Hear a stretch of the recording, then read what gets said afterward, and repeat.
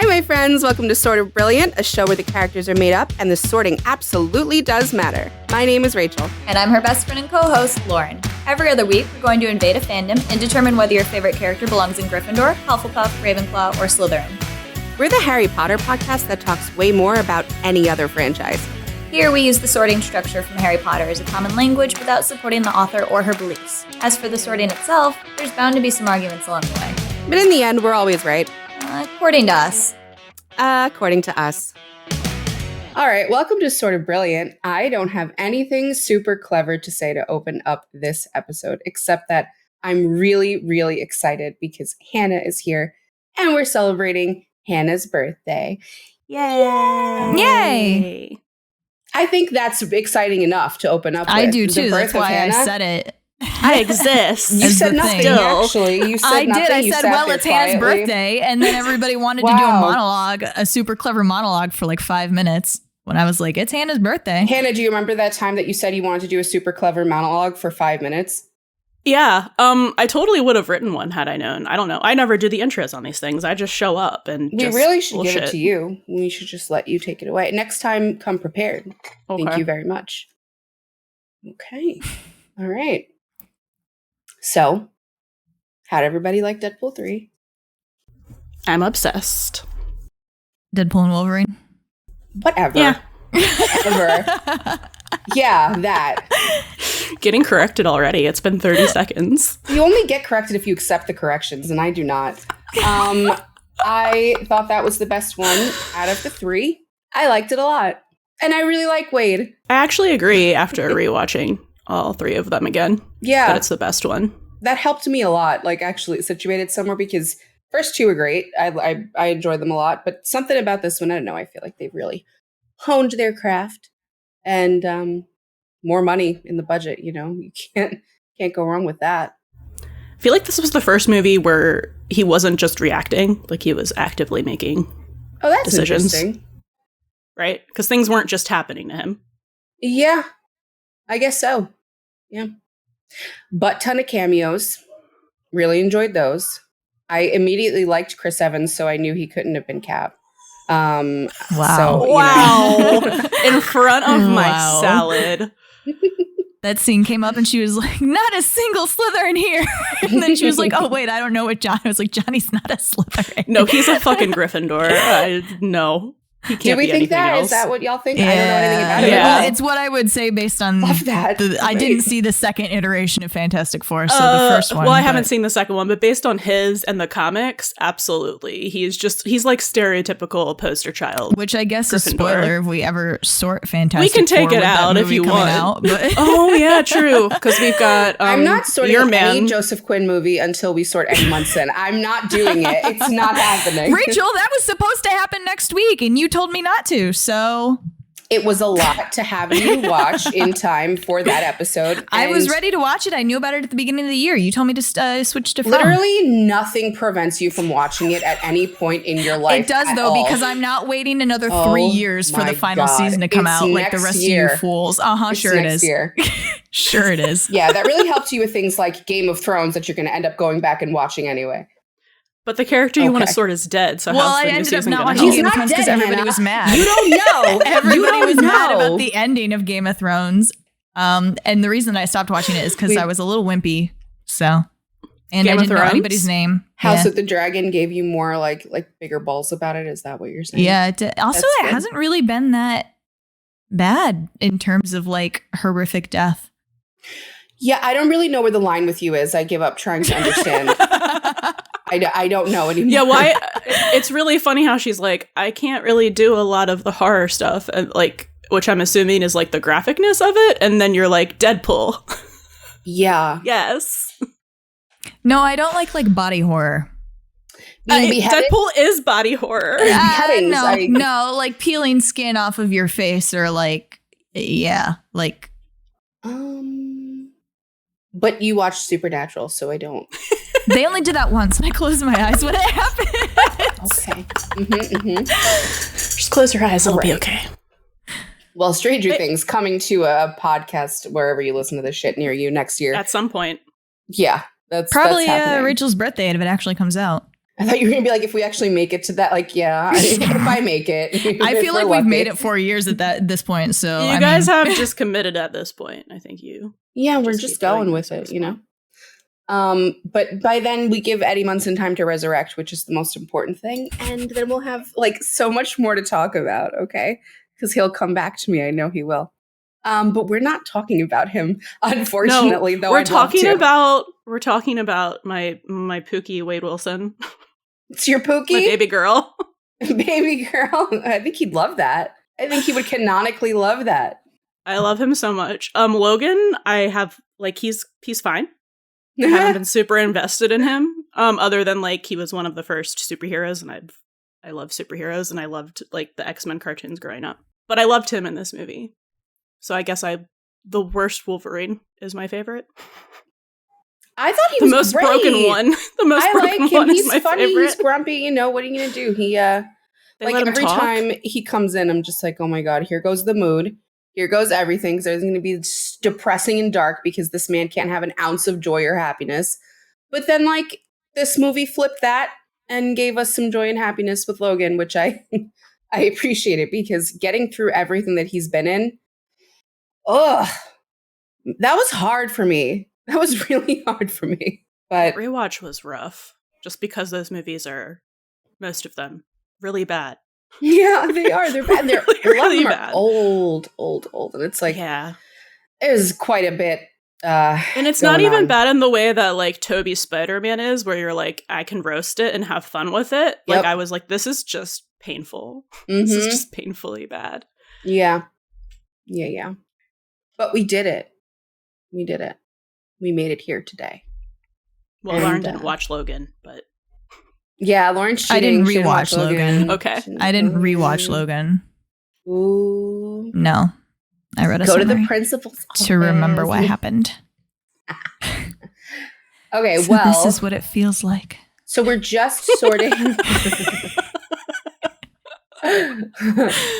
We're just sorting those two today.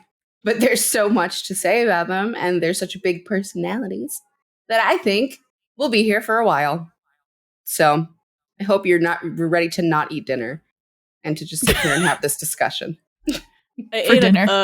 a quacksant before we started. What's that? So, that's how Tom Holland says croissant. Oh, that's cute. Croissant. Quacksant. Let me get a croissant. Okay, so Lauren and Hannah have discussed their sorts prior to No. this. No. No? Great. At the end, we watched Deadpool and Wolverine together, and we were leaving, and she was like, "What do you think Wade is?" And I said, "I think he's black." But yeah, no, she just told me that I was wrong, and I was like, "Okay, well, I've been thinking that he was this for 2 years, so I'm committed to it at this point." Okay. So, but you also, We didn't talk any further. That's it. You didn't hear her opinion? Okay, and nobody discussed Logan? Once again, Logan's just left in the cold. Incredible. Like, even in the real world, I don't know. it's I just think she might have depressing. asked me if I thought anything about him, but I didn't have any thoughts on him at that point. Okay. It took me a while to have like fully formed thoughts on him, actually. I don't blame you. He was confusing. He is. He's interesting. He's very interesting. Well, whenever you're ready. Which one are we starting with? I don't know. You gotta start with Wade. It's your birthday. You should It decide. is my birthday. Okay. Is that a phone? Everything's No. happening at Ignore Rachel's it. Is that a house. fucking Ignore landline? that. No, absolutely not. Just fucking running a pizzeria upstairs. First of all, I'm in a fucking studio and I'm extremely professional, and you can't hear jack shit going on up there.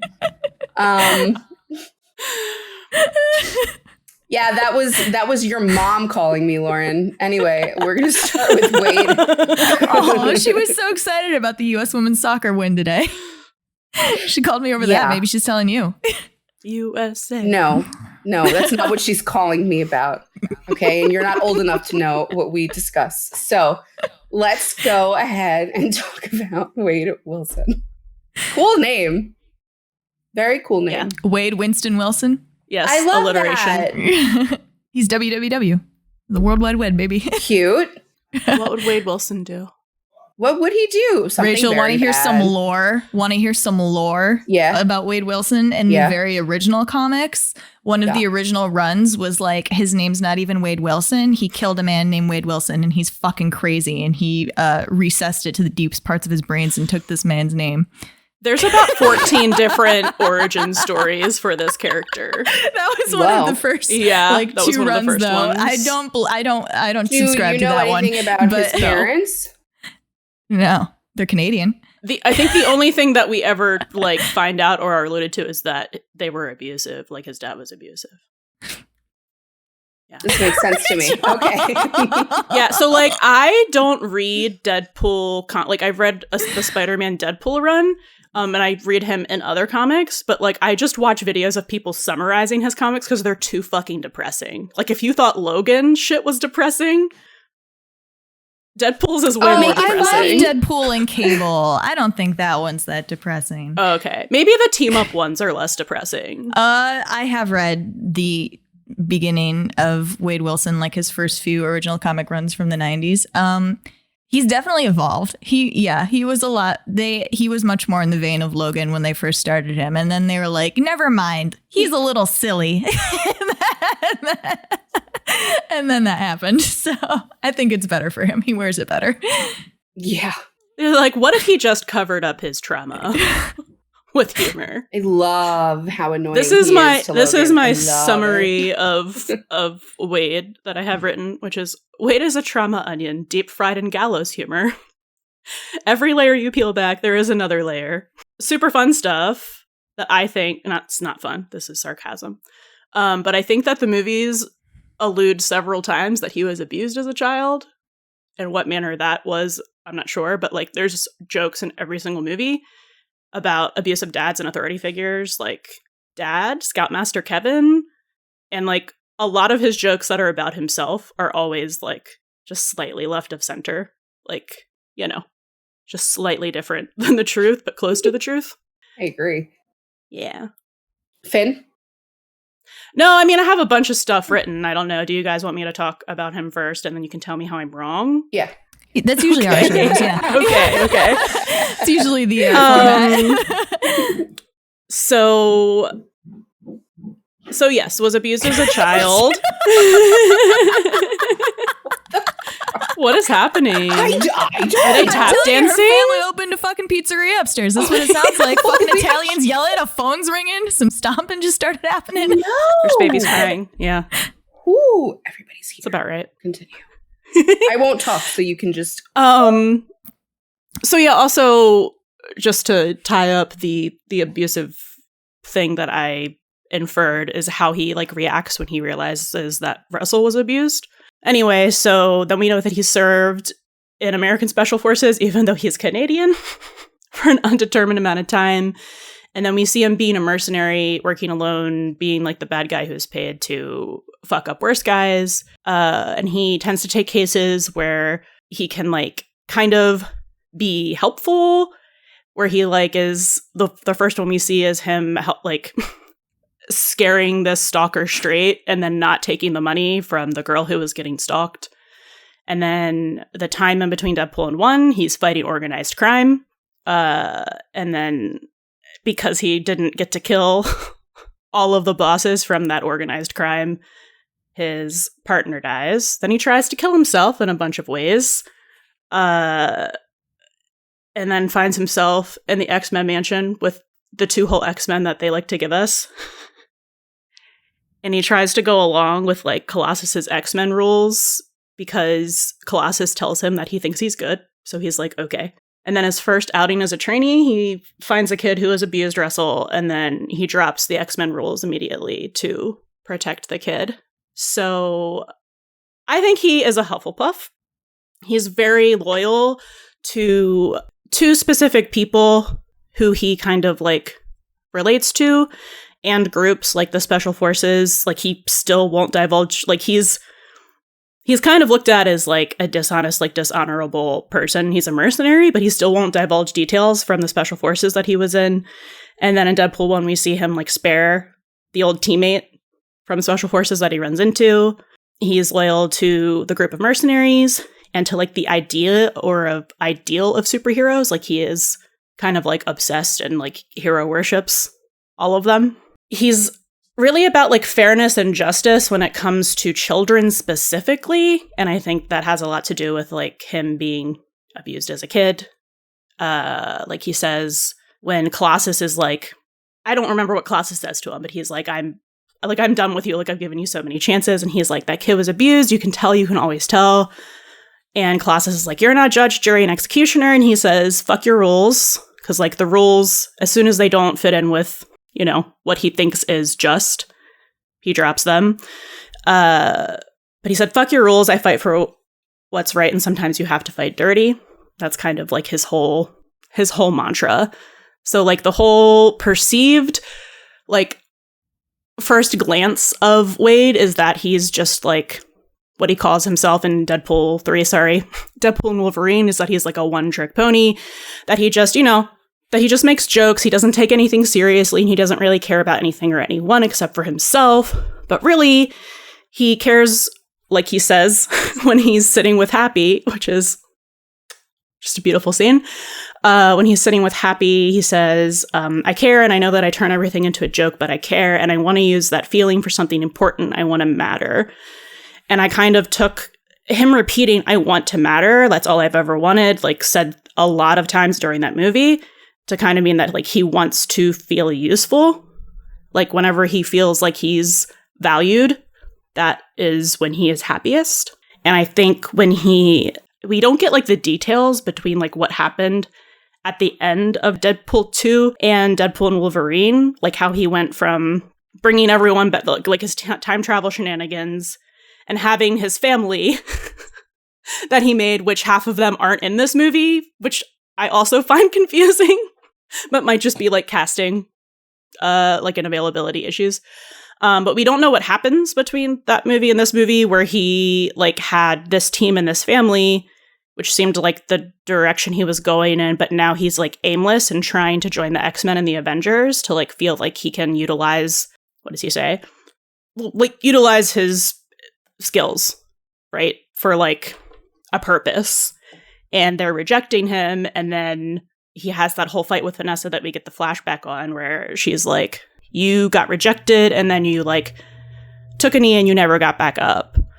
So I don't really know like what happened between then and there.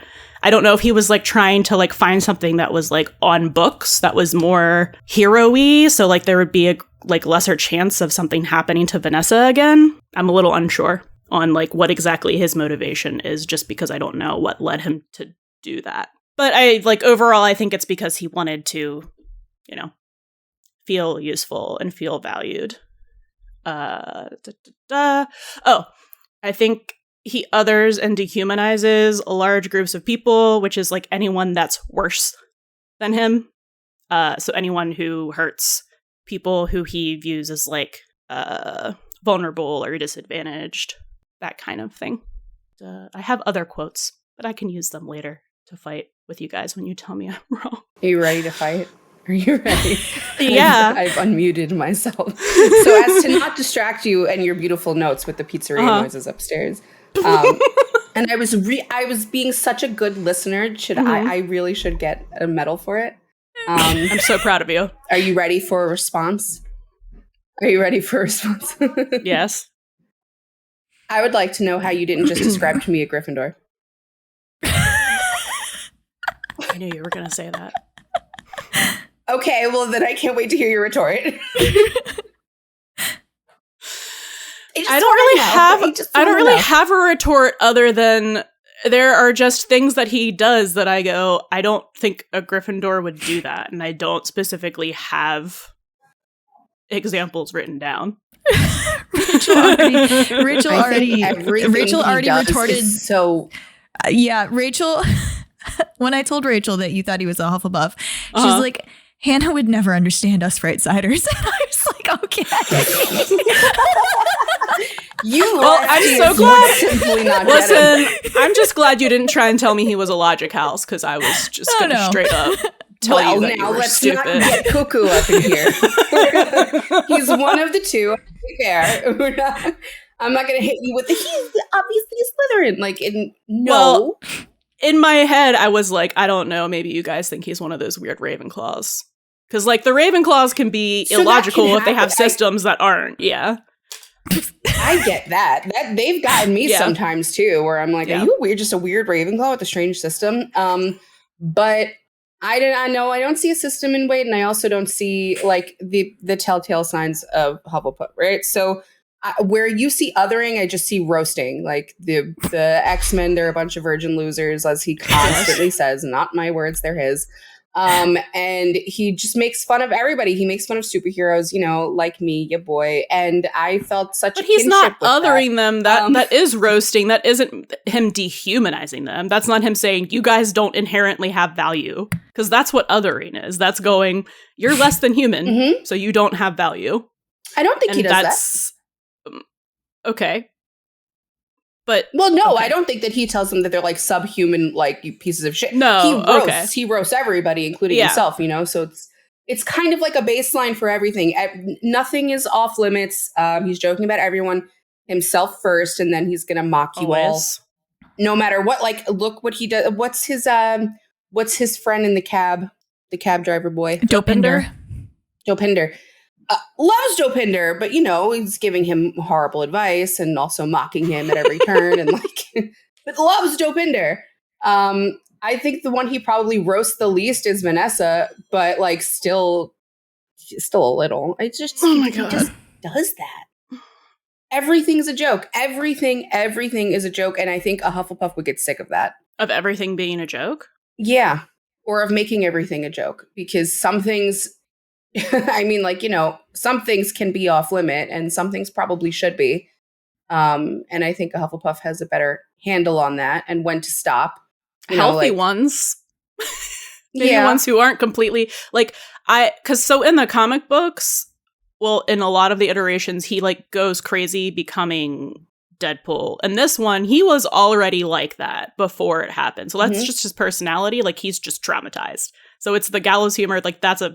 That's a trauma coping mechanism that he just formed, and now it's his personality.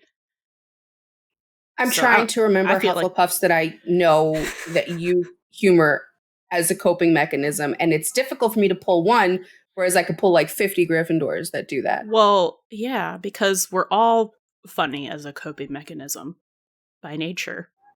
Yeah. So if you got injected with superhuman juice, would that not then be magnetized by 5 million? If you received Deadpool's love juice, would you know? Oh my God. I mean, I don't know. I'm not saying that Hufflepuffs can't be funny. I'm not saying they can't use humor as coping. I'm just saying when you have a character whose entire framework is that's his whole thing, is that everything is funny and nothing is off limits, and I don't take anything seriously until I do. Okay. And even that's not serious, really. I remember my argument in my head that I made up earlier today, which is that he's so morally flexible because he doesn't have set morals, and I don't think that is how Gryffindors function. We can change our moral guide when we learn things, but it's hard for us to just be this is okay. Person and about specific things though, and they're about the things that Wade is moral about. So children and the vulnerable. Yes. I don't. You're not going to see him cross that line. You're not going to see me cross that line, right? But everything else, I can learn and change and be different and feel different about things going day by day. But overall, I just treat everything unfortunately, I do find everything funny. And I really do get that. And I don't think that has much to do with morals. I think that's just a personality type. I'm not talking about his humor. I'm talking about his slight inconsistencies. Okay, so I want to know his inconsistency. In what moments was he immoral to you? Immoral? Immoral. Not moral. Not following his morals. Well, I don't know because his morals are flexible. No, but I'm asking you at what moment. So if you thought that he had a set moral and he went against it, which obviously you do because you're saying that he's flexible, what moments did he not follow them? Because I would disagree with that. Like Rachel said, he has extremely hard base morals. He's going to shoot the pedophile in the head. He's going to save Vanessa from the bad guy. And everything that I can think of that maybe an audience member or another character like Colossus could come in and say, that was immoral, like shooting fucking Ajax or Francis in the head. All of that is related very specifically to him and how he was wronged. So I would say that is a very inflexible moral where he was like, I was wrong specifically on this point. So this is what I deserve in return. He's like, I don't actually have to listen to your bullshit about, 5 or 6 moments where I can be a real hero and like let a guy walk away. This guy fucked up my life. Goodbye. I think that's a pretty strong base moral. Whether we agree that it's the correct moral doesn't matter because Gryffindors can have any kind of moral. I know. Yeah. I know.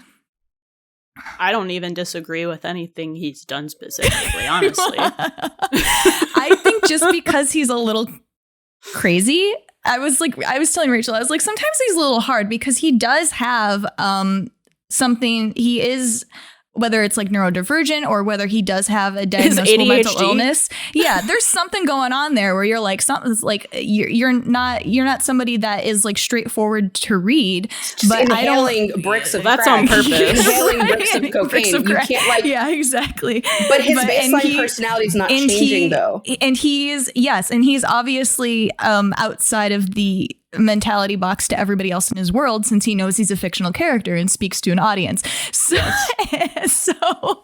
I think that can make it confusing to like and make it seem like he looks flexible. But I think when push comes to shove, he's consistent in his response to the same situation. I think so too. And how he believes what he believes is right. I feel like you can tell what he's going to do. Like if you throw something at him. Yeah, he's not the type of crazy where you're like, oh my God, what's next? Yeah. No, he's not unpredictable. I wouldn't call him that. He's not. I also think I told Lauren I wanted to bring this up in the discussion that we've discussed Slytherins before and how like real silly ones like Spike from Buffy, they will monologue and perform and talk and it's simply for themselves. They don't need an audience at all. Like Slytherins they don't even really want an audience. They don't want no, they really don't. And Wade's entire thing is breaking the fourth wall and talking to the audience and knowing he's fictional. And but also in universe too, right? When he's dying in Deadpool 2, he's like, come back and watch me die. Yeah. Yeah. Give me the most attention. Give me the audience. What does he know if one's really not there or not? Probably like there isn't one in his universe. Maybe not. Like maybe we just got the tapes in our universe. I don't know, but it wouldn't matter. He like performs better. He enjoys what he's doing more with an audience there. And that to me is really heavy Gryffindor. Come back and watch me die. Yeah, no, he does it. And like he pulls bystanders in like in the beginning of Deadpool 2 and his like little like sequence of like killing all those people that when he's in, I think it's Japan or Asia, and when he has to kill those guys in the boardroom and there's the bartender behind the bar and he's like pulling her into the like sequence like I want this type of drink or whatever. It's like, wait, she's not involved. Like she doesn't want to be here. No, and you should hear this too. This whole thing. Yes, yeah. It's like another thing. I have things in my brain. We were again talking to Rachel. I was like I feel like a lot of people categorize him as like silly or even like stupid or dumb. I was like, there's so much living in his brain and it all comes out of his mouth. Every single thing that goes through his brain. He has like multiple timelines and universes that he knows about like in existences in his brain, and they all come out of his mouth because they have to. And I think that's very Gryffindor. Like there's so much information there that he can't like filter it or decide what should be said to people. It all has to be said. I just going back to like the morals thing too, like you see it even before he becomes Deadpool. The movie literally opens with him. Yes, he's like a paid mercenary killer, but he's going after a stalker of a young girl for free. Mm-hmm. He's doing like fucking, free mercenary work in order to save a younger girl who was bothered. Like you said, he does it with Russell. And I also thought the thing that kind of pointed to Gryffindor is that even though he cared about Russell being violated, he did not care to make him like to try to be a part of his family or whatever until his hallucination or actual experience with dead Vanessa was like, you have to open your heart. And then he was like, oh, if this is the only way that I can be with Vanessa again, I guess and he throws himself into it, right? Like it's not disingenuous, but he did not care to do that. He was ready to die in the icebox until they were like, that's a thing. Cause I'm like, Gryffindors are so fucking stubborn, and I feel like it's like once you set your mind on something, you're gonna fucking do it until you die. And he had like set his mind on trying to protect that kid, and then the moment he was like, oh my god, I'm dying from cancer, he was like, well, I can't protect this kid, and also I'd rather fucking die right now, and I can do that, so I'm gonna. Like, I don't know. That doesn't feel Gryffindor to me. But then the second that he like has his powers again, he's like, I can be useful again, so I will help this kid. Russell was kind of like a side quest. Vanessa died. Colossus dragged him back to the mansion, and he was clearly very depressed there. They shoved him into his little crop top and then took him out into the field, and he found this kid being violated by a bunch of pedophiles. He managed to shoot one of them, scared the shit out of the rest of them. The kid was removed from the situation. Wade was like, and then my girlfriend's dead, and now I don't really care. I don't know. Yeah, he's a Gryffindor in distress. It's not that like he didn't care about this kid. He thought the kid had a better chance without him. And it's kind of a lost cause, right? I'm literally dying here. There's nothing that I can do. You're probably better off like without me. But I don't think that he didn't have a huge bond with the kid to begin with, right? It was a kid, like he did what he thought was smart at the time to help him, to save him, to fix him. And now they're in a really bad situation together. And he kind of does what Gryffindors do when we're really angry, at least the right-siders. We get mad and lash out, right? So he's pissed off and he's like, I'm not your fucking friend. We're not family. We're not whatever. Just like, go figure it out. You do not need me because I'm dying. And then when that all gets resolved and he's actually not, then, he's going to try to do his part to help again. He just has to like, it's like... Lauren with Emma from Once Upon a Time. Yeah. And I was talking about her son, honey, please. Oh, I'm sorry, Henry. Remove the heart goggles. Wow. She doesn't immediately like, it's like, you're better off without me. Oh God, me. yeah. She was like, please get away from me, kid. You're better off without me. I don't need the responsibility of this. And you're better off without me, right? So it's like, I don't want it to come off like Gryffindor's being heartless, because I don't even think Wade was being heartless. I think he really was doing what he just thought was the best thing for him and the kid in that moment.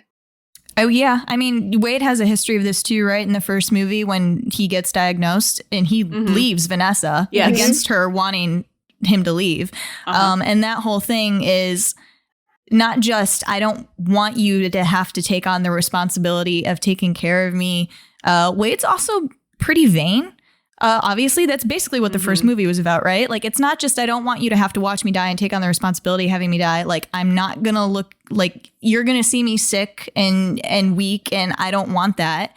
And then when he goes and gets his X gene activated and it ends up, making him look objectively hideous on the outside, he will not go back to Vanessa until he finds Francis and gets him to fix his face. Like, that's the whole thing. He could have gone back to her immediately as a person who is going to live forever now. And he doesn't. And it's all because of how he looks. And that's pretty vain. Well, I like it. I like that, we, like, Lauren and I have him in Gryffindor, and that he's this kind of person, because it's nice to have one that's not like I'm just the stereotypical hero here, and I don't care how I look, and I love you, and we're gonna make, like, no, he has these flaws. He has plenty of character flaws, right? Vanity certainly is one of them, but I mean, like, you trace that shit back through our Gryffindor lineage. back to the evil books from whence they came. And like Ron Weasley doesn't want to go in his aunt's robes to the fucking Buell ball. Like, it makes you want to throw up. Like you're embarrassed, and that's a huge shame is a thing for us. And that's really driving him, especially in the first one. He's like, I used to be so hot. Oh my God, I can't do this. Like, it's a big part of who he is. And I like it. I like that he's not picture perfect, little sweetie hero boy. I don't disagree that he is vain, but I also felt like it wasn't just him being like, I need to be hot. It was very much, she's not gonna want me unless I look this way, and that's why I'm doing this. Yeah, but that was also illogical because her the whole time had been telling him I never said it was logical. No, but I'm telling you that part of that illogic, I think, points to Gryffindor. Like, yes, that is something that he's feeling, but also the fact that he ignores it in the face of her constantly saying our jagged puzzle pieces like fit together, and that not having anything to do with what they look like on the outside. And then the whole reason that they break up, I know Hannah's right in that they never really said, but you can intuit that, or at least Wade's perspective of what happened is that Vanessa got tired with him fucking around and I guess doing his mercenary work, which I find hard to believe. And I almost wonder if that's projection on his part because he does project again later in the end of that relationship. So I wonder if he started like losing some sense of self but that's his perception of it, that she wants him to stop fucking around. And like the only way he can fix that is by being a real hero, which he considers being on the Avengers. And then when they reject him, he takes that as like a rejection of his ability to like carry that responsibility and to not be a fuck up. So he has that conversation with Vanessa where she's like, you got depressed and you won't let me help you. Like the problem isn't that you're depressed. It's that I'm trying to help you and I want to do what I can for you. And I want to be there for you. And you're literally not letting me be a shoulder for you to lean on. And he goes straight to, well, if you want to break up with me, just say so. And that's such a Gryffindor leap to me. It really is. Oh my God. How embarrassing. How embarrassing for us. Like, why? Nobody said that, man. Nobody said that. Oh my God. So I'm trying to just think of it from a Hufflepuff lens, just to like try to get into, I'm trying to understand where you're coming from. And what helps me do that is to think of other characters that I've already analyzed and to think of like how they would approach situation. I'm thinking of like a rejected Hufflepuff and I'm coming up with Jacob Black. And I'm thinking of I'm thinking of ones that aren't super God, moral. Could you pick a less funny Hufflepuff? Morally flexible, okay? Because you called all right, Soldier Boy is probably a pretty good. Soldier Boy is like I think a mix between Captain America and Deadpool almost. I don't know anything about him. That's interesting. I'm helping Rachel. Oh, okay. No, I'm just saying that I can't come up with one that I could compare or put him next to because I don't think. I really, honestly, I'm like it just comes down to I just don't think a Hufflepuff would act like this. I just don't. I just don't think they would behave this way. I can't reconcile it. I can't see a Hufflepuff quoting every single thing Johnny said to him. Like that's one of the hardest things for me. Fucking, he knew what was gonna happen. Are you kidding me? Yeah, it's even the like. And Logan being like, "Hey, shut up," and him being like, "Hey, we're just talking here. Nothing's gonna happen." Like he's fucking. Yeah. I think he was. Stop! Like, we're grieving. We're both grieving. Everything's a fucking joke. And like Logan wants to kill him over it and does many times stab him over it. Like everything is not that funny, Wade. But like also it is. It is. It can be that funny. I will we haven't talked about like his interaction with Logan at all, which is crazy. Like it can go into the third movie, that scene in the car in the Honda Odyssey, not the sex scene, the one that Hugh should win Oscars for when he goes on his rant about how like Deadpool is like like horrible, like no, it's no wonder that nobody likes him and he won't shut up and he's horrible and blah blah blah blah blah blah. Where he's self-projecting. Yes, when he's self-projecting, but Deadpool really like Wade really feels it too, he's right? Sad. Or he feels something like he's affected by it. But I was telling Rachel again with the like, people thinking like Deadpool is kind of stupid or whatever. He's actually pretty astutely emotionally intelligent. Because in this moment, like Logan's like, one more word, and he says a fucking stupid joke word, right? And then it's like, when Logan goes to hit him. But then Logan keeps going, and like Wade's obviously super affected, and he's like, I'm going to fight you now, which is like the response I would expect out of a Gryffindor, first of all, but it's also what Logan needed in that moment. So, and I think that he knew that. It wasn't just for him that he was like, well, we're going to beat the shit out of each other in an erotic way. And it's probably ending with sex. Are you guys going to fight or fuck? Both. Both. Same time. Porque no los dos. Kevin Feige wouldn't let us have that either. No cocaine and no explicit sex between two men. It's explicit enough for me. All the gay people knew it was sex. Yeah. That's what matters. Why did they both pass out sleeping overnight? That didn't happen in the last fight they had. Why is there no more sounds of them actually fighting, but the car's still shaking? An excellent point. There's still blood, though, because they're freaks. Because they're freaks. God, I don't know. I've seen several people now pointing out that moment where Logan is like pulling him towards him and on top of him by the belt. And it's like, there's no fighting explanation for this. Wade is literally sitting man spread, like Wade is so desperately come and get it. Oh yeah, trying to pull. He's panting for it. Yeah, he really is. Him like just checking out the abs and everything. Like I thought a little bit of you, Hannah, because it made me think of Tony when he did that with Cap's ass, and I was like, 100%. Which is a Gryffindor checking someone out. Like, I'm sorry, it's you look good. I'm gonna tell you look good. Okay. I don't know. I also think I don't know. You'll have to tell me if you agree with me. I think Gryffindors also have a tendency to get hung up on like little, like we talk about single track mindedness for Slytherins when they're like end goaling. So they're like pointing at that end goal. And I think Gryffindors have it to a lesser extent about things that don't matter in the wide scheme, but matter a lot to them. Like a really stupid example of this is Deadpool seeing Thor holding him and then throughout the rest of the movie waking up in a cold sweat. He holds me. Saying his name. So he's very very fixated on that. The way you've said before that you think Gryffindors get like addicted to things really easily. It's the same thing. Yeah. Mentally, it's like obsession wise, we kind of can't get it out of our heads. Then we go and like make podcasts about it and can't shut the fuck up about it. And like it colors our every thought. And yeah, it's very that. You also, I know, I can see like the most Hufflepuff argument I can see is Wade going to the Avengers and that seeming like it's him wanting to be part of a group and to like have a place or whatever. But the whole point of the third movie to me was that Wade had a place. And he knew that. He just became really insecure within it and let other people's, what he thought other people were perceiving him as to make him insecure in it. I feel like we're missing information too. Like this isn't even for Hufflepuff or Gryffindor argument. But like he said the X-Men rejected him. And as Logan says, they'll take fucking anyone. And Colossus has been trying to get him to join for literally 10 years. So... Yeah, I don't remember that specific line, but I also don't know what Wade means by that. If he means back when they put him in the ice box is when he got rejected by the X-Men.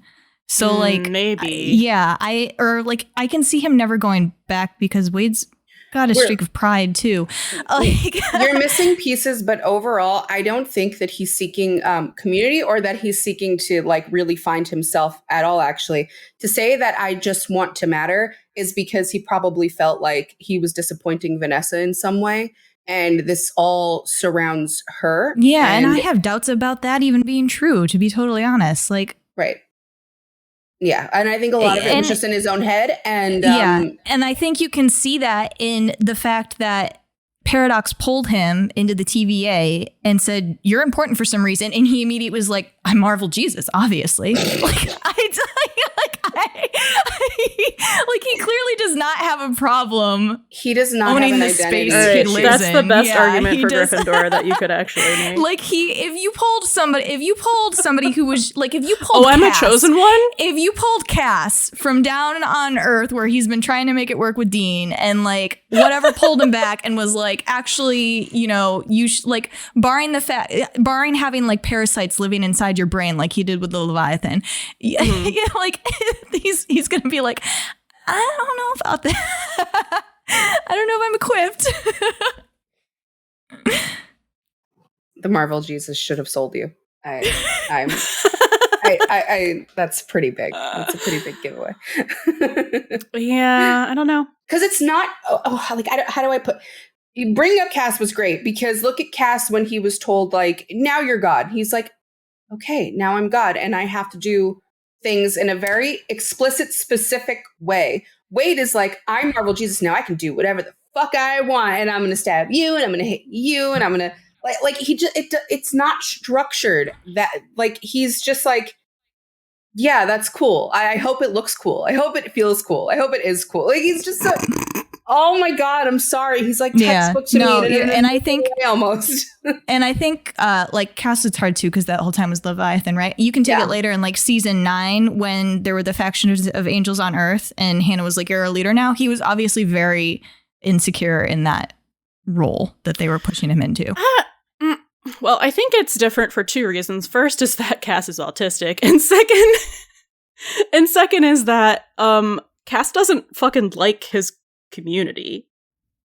So like anytime they were trying to put him in charge of that shit, he's like, I don't actually like you guys. Really like loyal to it though, and like obsessively coming back and being pulled back. Okay, but then fine, you can take the community that Cass likes, and it's not even that they're telling him he can be the leader. They're telling him that he's their friend and that he belongs in that group, and he doesn't feel right. So I don't think Wade was having a problem with not feeling like he fit in because of anything rational or logical or anything that made sense. I think it was completely in his own head. He stapled a wig to his head and he was like, I should look this way. I should act this way. And then everyone will like me again. And everyone's like, no one ever stopped liking you, Wade. Like this is But that can still be a Hufflepuff thing because Hufflepuffs are also fucking emotional people who do this shit in their heads. I'm surrounded by these fuckers. I really get the sense that a Hufflepuff knows who the fuck they are though. Like I think they make it a really, I think they're proud of that too. Like they know who they are, what they stand for, what they believe in. And so that kind of makes like your comments about the moral inflexibility or the moral flexibility confusing to me just because what I know. I don't think that he doesn't know who he is. I think he's trying to, I think he was like ruminating on like a way to like be a part of something and use his like abilities in a way that would be useful because in my head, because they don't give me a reason, he's trying to find a way to do that again on book because he doesn't want to get Vanessa killed again. Well, I mean, I guess that's what we're saying though, that none of that was shown to be external from anybody. It was all It's all him. Yeah. Nobody said that shit like, to him, Colossus you know? was at his, like the X-Men that he had the budget for were at his birthday party. And I don't know why he couldn't have continued on as he was. Like, especially even once Vanessa had broken up with him and there was like seemingly no danger to her, he could have gone around continuing to hero as he is used to heroing. Like he completely lost sense of himself and it was all internal.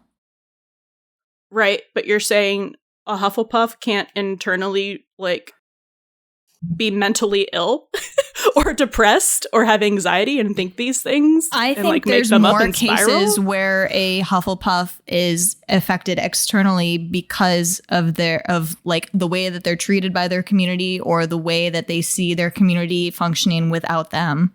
You can take a mentally ill Hufflepuff like Annie Edison, who is like, she was called Little Annie Adderall. Like she has had a lot of issues, had a lot of mental health issues.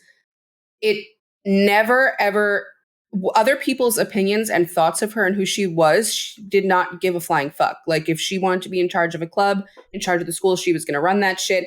She had like, I don't think that she ever showed the kind of identity issues that you sort of see Wade grapple with because they're from his own brain. Everything Annie kind of like fights about or argues about, it's like other people insult her and call her shit. And she's like, yeah, and so what if I am neurotic? I don't care. Like it helps me here and in this way, whatever. Like whatever was said to Wade or whatever thought he got in his head or perception of what, he took it and internalized it so deeply that he like I said, changed his hair, his wig, his outfit, his job. He tried to change his personality. He tried to change everything to fit into this like. It's because of what Happy said to him. But like it literally, he was doing that before then. He was, but when it was his fault, I don't. No, he wasn't doing the hair and wig. It's his own fault. No, he wasn't. He was not a car salesman with the hair and wig. He was already internally trying to change himself before then. He was trying, and he thought the Avengers was the only way to do that for whatever reason. But he's not out here trying to save the world for good. He's not trying to be part of the Avengers because people want to become part of the Avengers. Every Avenger that's in there is like has this understanding of like we want to save everybody, want to do all that. Like I don't see that in Wade. Like he was straight up just joining, I think, to feel worthy of Vanessa, like not to like not for any big heroic reason. Which again to me reads more Hufflepuff than Gryffindor. Why? I don't know. Maybe it's just because of the Gryffindor I would join the Avengers to save everyone rather than trying to impress someone. Yeah, I wouldn't put you near Wade, though. Yeah, and that's not part of Wade's moral code, right? Like, obviously, he doesn't have a problem with killing people. Well, no. Of course he doesn't. Even people who aren't, like, even really necessarily evil. No. So is the problem that you wouldn't behave this way? No. I just don't think we're seeing his motivations the same way. Well, okay, so then let's dissect. What do you think he's purely motivated by? Purely? I don't think he's purely motivated by any one thing. All right, what are a couple things he's motivated by? Well, I mean, in this movie, it's the wanting to matter. Like, he says that, like, a million times. He's motivated by Vanessa and his family. Well, so everything that he does, you're saying, is colored in thought. It's all primarily because of Vanessa and his family. Everything is about them and for them. Specifically in this movie, and his, like, need to feel like he's doing something that matters.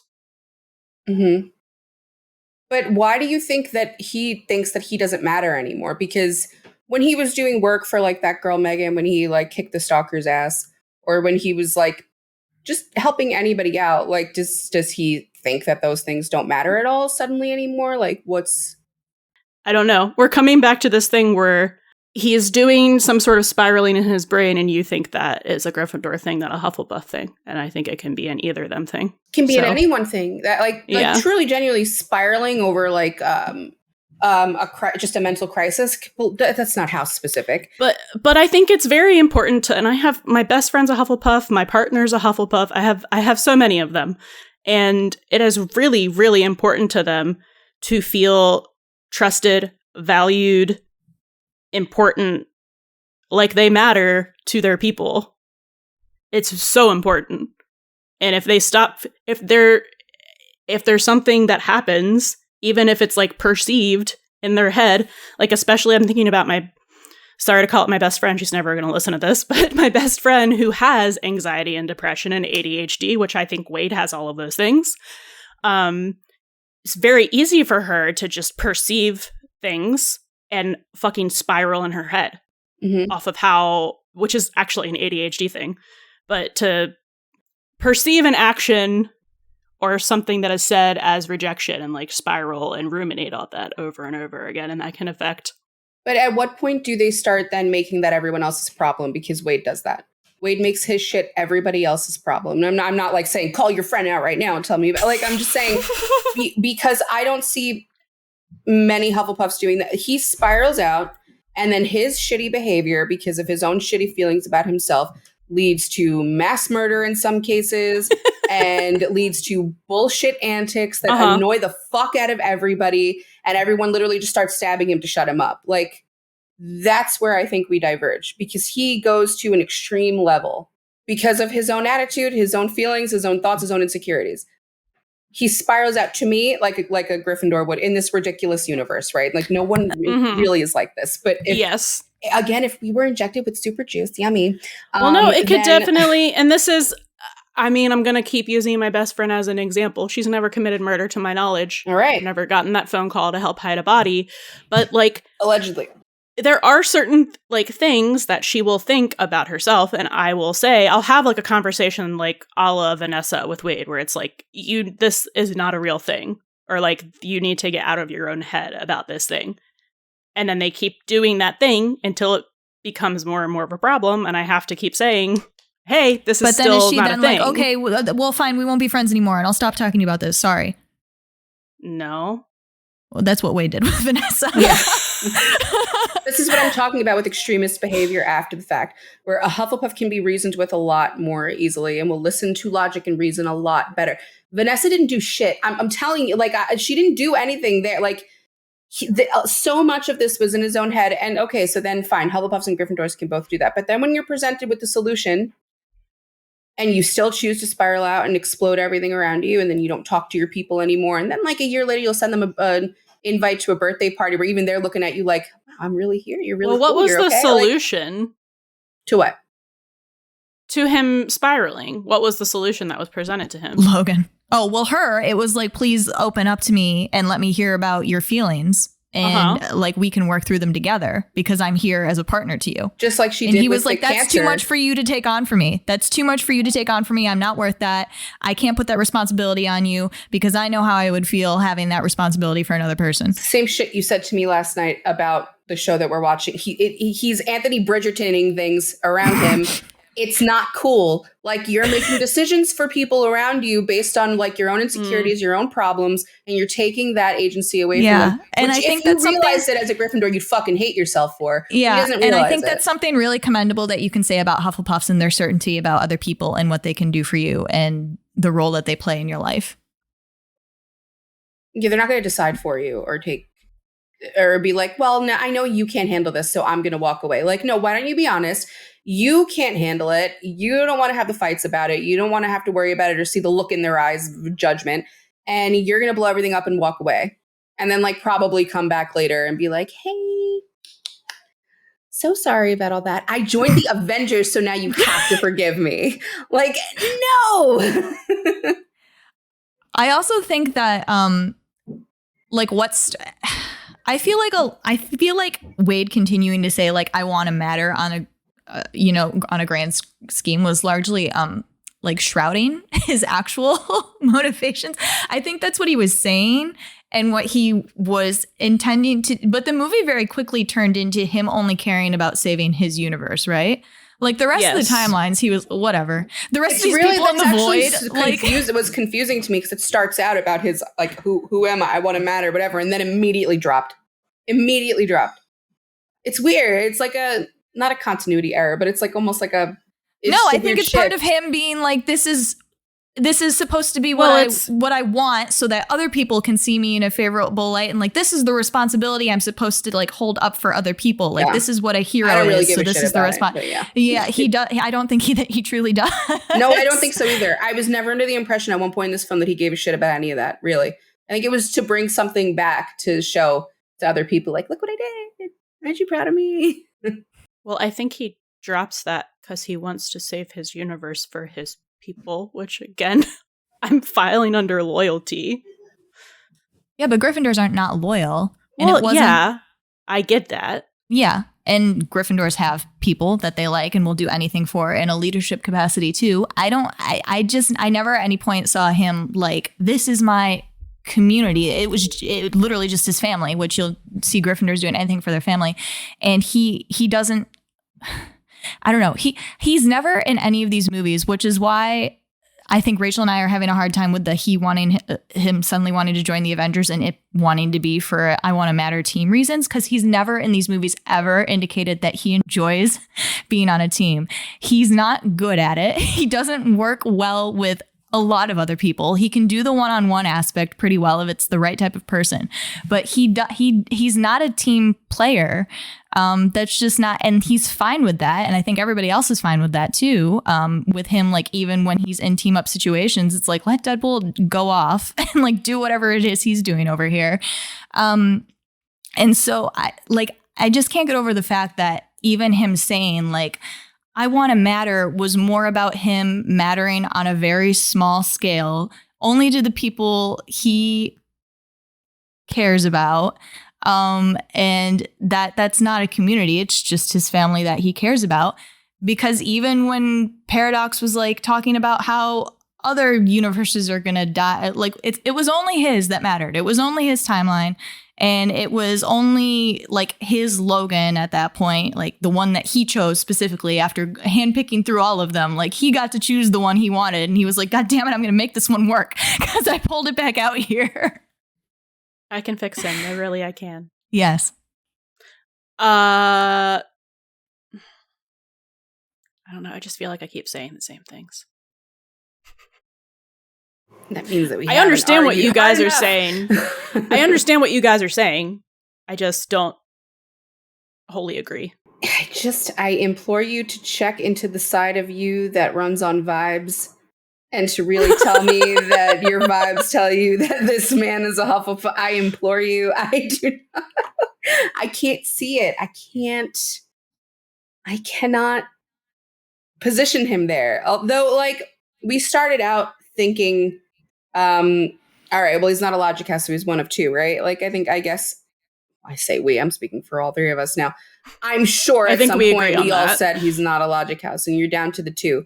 And it's all based on motivation. I just think he's very vain. I think he's very self-absorbed. I think humor is a coping mechanism, tons of trauma fueling all of that, but he doesn't look too closely at it because, ew, why do that? I'm a hero, but I'm not a hero. I'm an anti-hero. Cool. Look at me. Is it cool when I do this? Wasn't it cool when I did that? Me. I have an audience. Yay. Like, it's all, it all rubs me towards the Gryffindor way. I guess I can say, too, I think that Wade is very entangled in his own world. And I think a lot of the stuff that he wants to do for his family is because of how it would affect him. You know, like if he stayed at the TVA and let Paradox erase his timeline, they would never know. They would just cease to exist, right? But he would know. Mm-hmm. So it's all about how it's affecting him.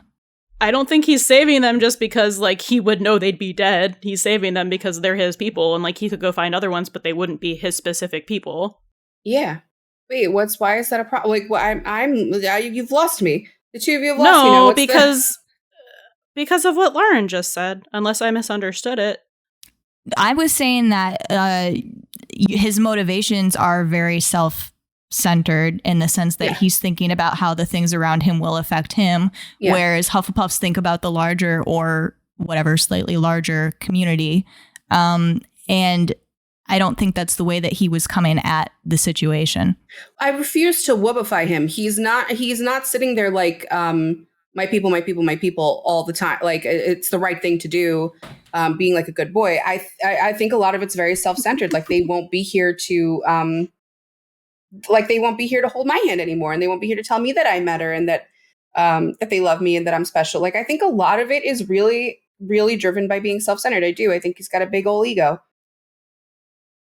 Perhaps you guys see him in a more sensitive light and you read the comics and you feel differently about him. But I think he's very self-motivated. His ego is very fragile. And it's all like, well, I need them because I need them there for me. Don't leave me as I slowly die. Like, I don't know if because he makes everything a joke that it's harder to take seriously.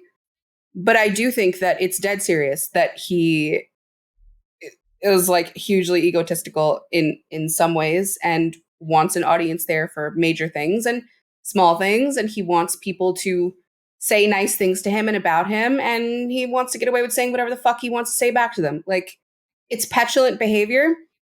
I don't know how to color it a different way than red. I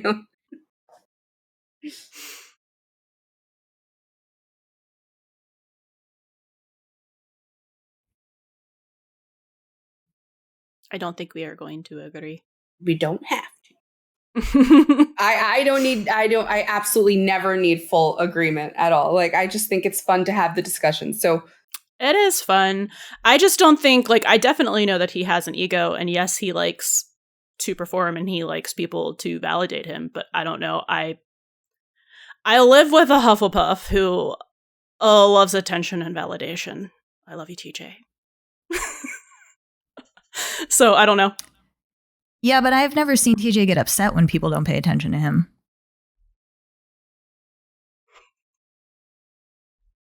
Okay. Well, I Not mean, in like an outward, Not in- affecting other people way. No.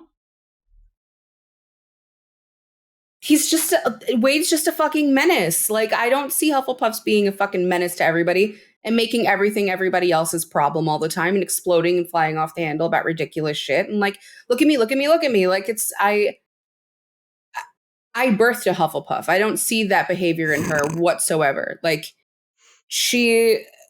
if she feels that she's offended you or hurt you or something, like, she immediately backs down and like tries to rectify the situation. If she feels like she's not getting enough attention, she calmly comes and tells me, I don't think I'm getting enough attention right now, and you need to fix that. Like, I don't see Hufflepuffs spiraling out the way that I see Wade spiral out. And I think that he has masked himself with so much humor that he might be getting away with it, and that some people are looking at him like, oh, like, he's just kidding. I don't think he's kidding. I think he's serious. I think like he needs all eyes on him. I think he's a ridiculous diva. I don't think he's kidding.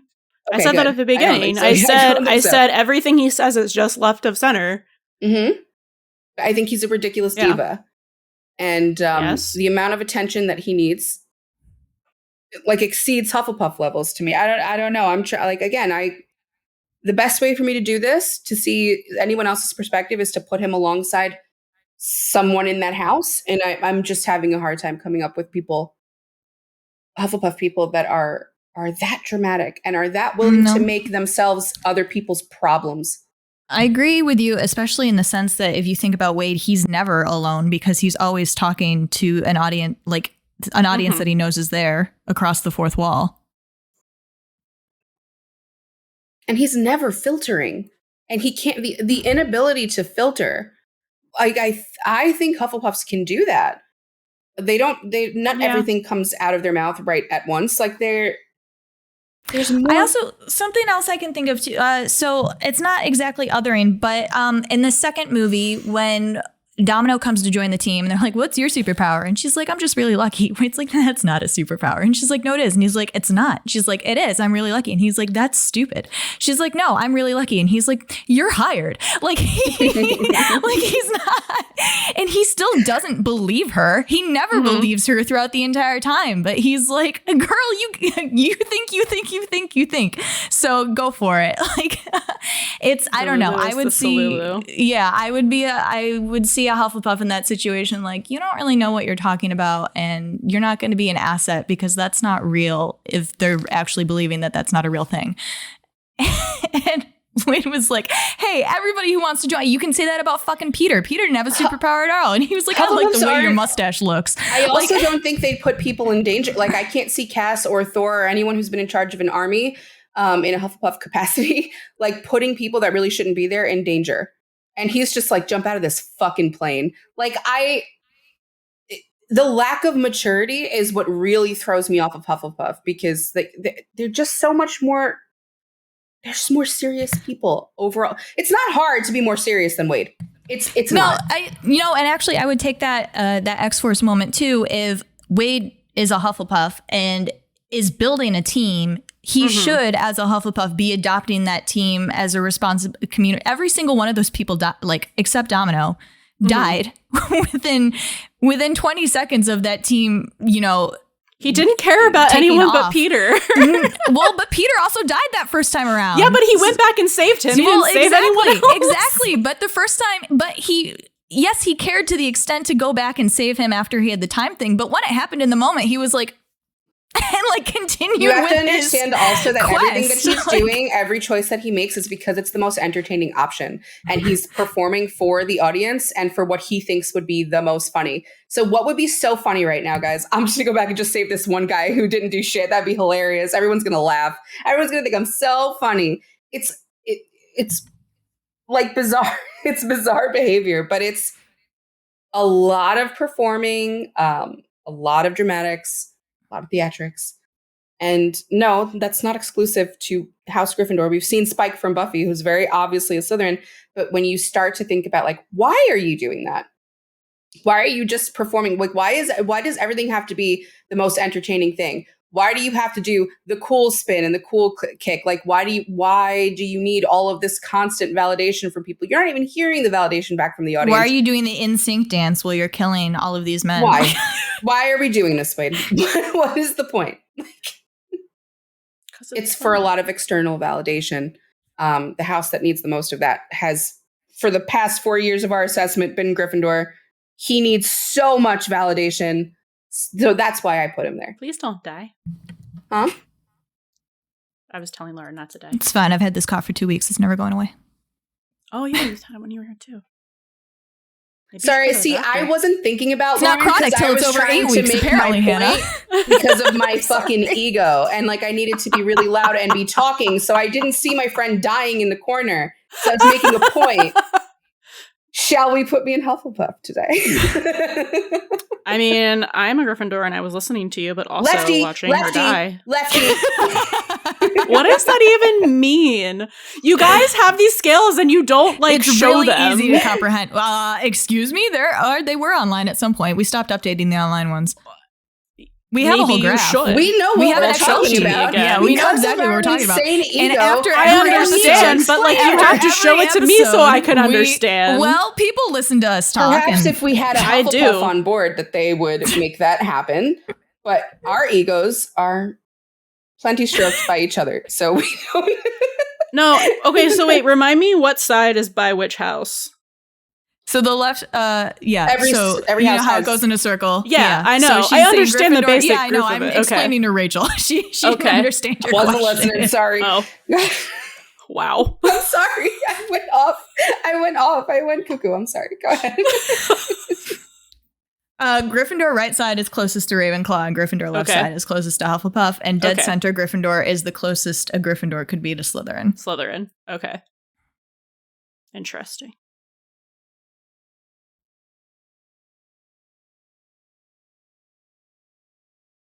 Okay. I think if the Doctor Doom thing wasn't happening and RDJ came on and did his lines with Deadpool, I think they would have gotten on pretty well, to be totally honest.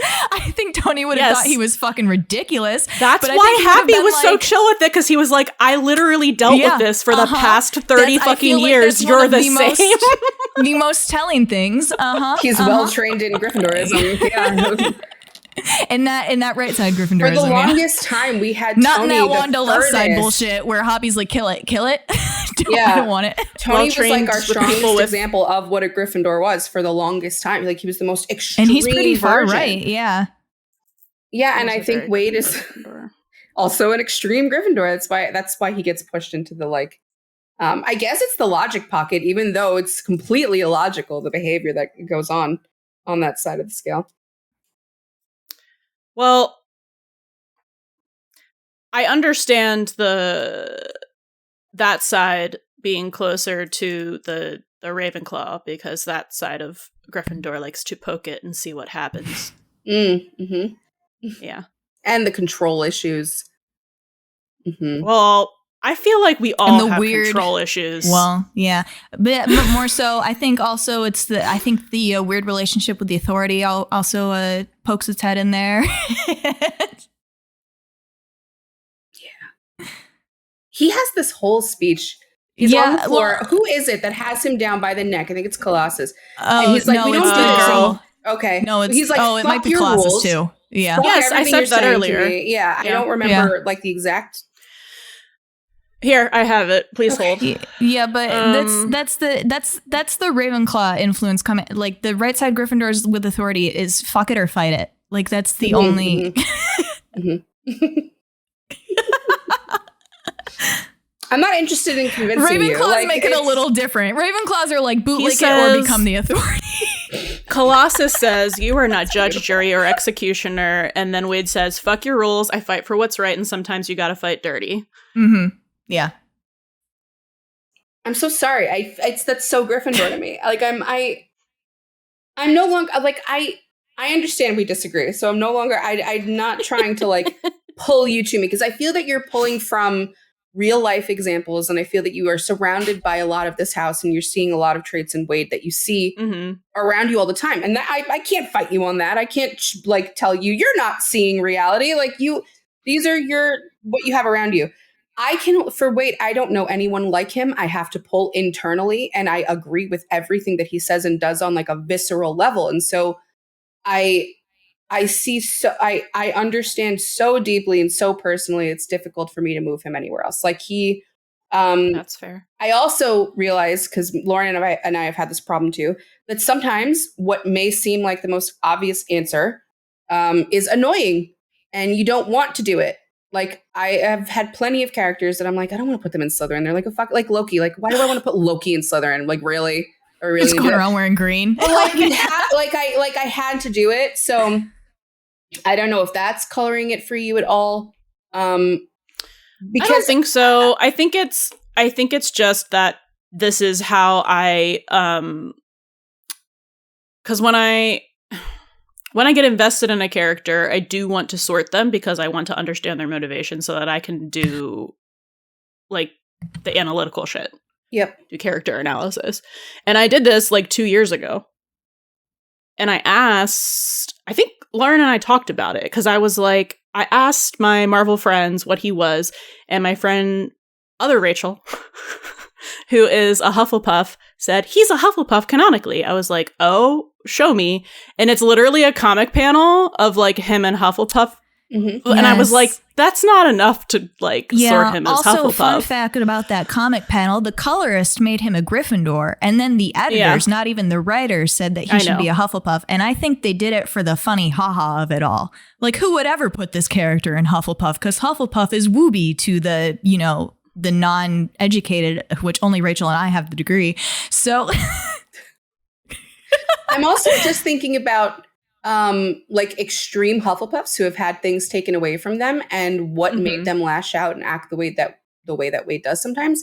And I'm thinking of Regina from Once Upon a Time, and I'm thinking like she had the love of her life taken away from her, and so that motivated her. And Wade had, it's all physical. Like, he had his the physicality that he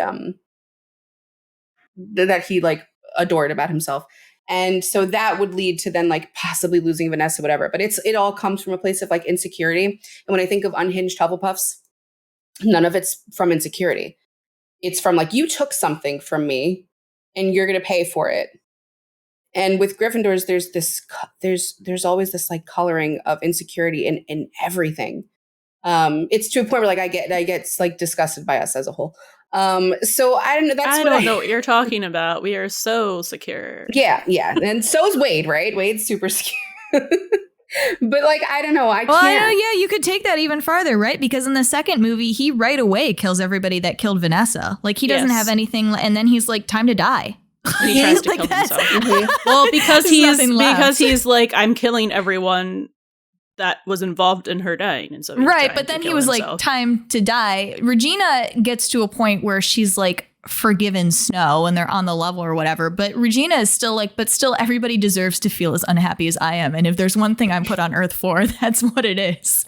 So wherever you place Wade, he has to be on the side with the other unhinged people. Right. And so like now I'm just like, all right, let me just do some grouping here. If I group him with the unhinged Hufflepuffs, it's like I'm not seeing the commonality, whereas I'm seeing a lot that he has in common with Gryffindors. So anyway, that's where I'm at. You don't have to believe me. You don't have to go with me. You don't have to roll with me. I don't not believe you. This is me saying that I think we are interpreting his motivation slightly differently. And also, I'm a Gryffindor who's been thinking this for 2 years. So do you think I'm really going to change my mind? True. Give her another 2 years. I respect it. That's how long it took her to figure out she was a Gryffindor. I want you to move. I'm not going to. Logan has been like left out in the cold for so long, guys. We have to talk about Logan. I have 1/4 of the notes for him. Let's go. Oh, we're back from a cut that Lauren forced Hannah to make because of my bad behavior. We're talking about Logan. So Hannah, let's hear your Logan notes. Okay. these are going to be really short. This is great. So for Logan, I have that he gives off a lone wolf energy, but is really a pack animal that believes everyone he cares about gets hurt and dies if he stays around, so he leaves. He stays or shows up when he thinks he will be useful and they need him in that moment, and then leaves as soon as they're safe to protect them. He craves autonomy and freedom and justice since he has had his own identity torn away without his consent over and over. Again, with his memories getting trashed, his body experimented on, tricked, and lied to by the people he loves. Where are you going, Jenna? What house is that? Where are you putting him? I'm just thinking about a certain scene that Rachel and I couldn't stop laughing over. So, do you want me to tell you the journey that I took to get here, or just what I think he is now? Mm-hmm. Yes. Mm-hmm. So for literally the first, I don't fucking know how many movies there are. It felt like there were 20. Yeah, For it the does first feel like several that. movies, I was like, I don't understand this man at all, so he must be a Ravenclaw. Right? So that's what I was thinking.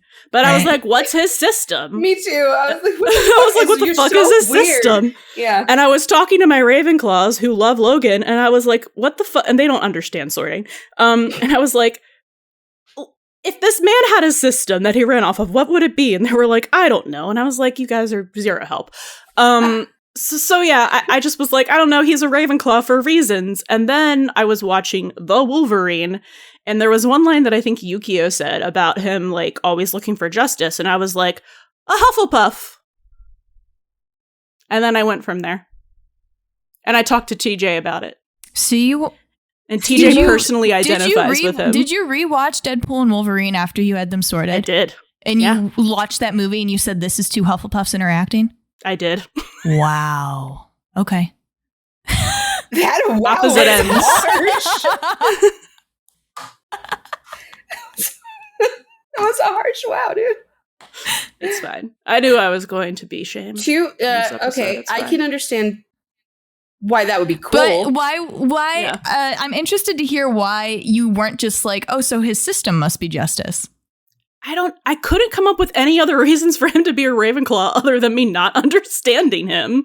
Oh, okay. I Rachel really and I have a couldn't. million. Because, and I was like, because when it came down to it, I was like, this man is not logical. I do not think he is. I think he has his own logic.